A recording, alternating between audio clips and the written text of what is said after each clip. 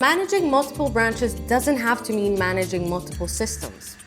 With Salonist multi-location feature, you can control all of your branches from one centralized dashboard while keeping everything connected across your business. Let's see how it works. From your dashboard, head over to Setup.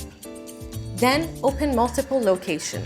Inside here, you can manage how your branches share information with each other. This helps you keep your business organized while making operations much easier to manage across every location. For example, you can choose to share customers between branches.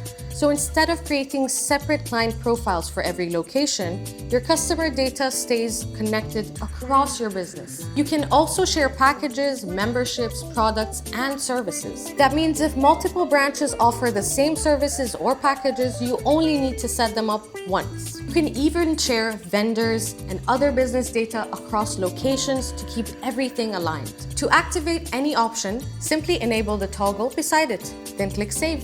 And if you look on to the right side, you'll see all your connected branches displayed together inside the same system. This is what makes multi-location management feel seamless inside Salonist. Instead of switching between different dashboards, you can manage your operations, services, customers, and business data from one place. Clean, centralized, and built to scale as your business grows. And that's it.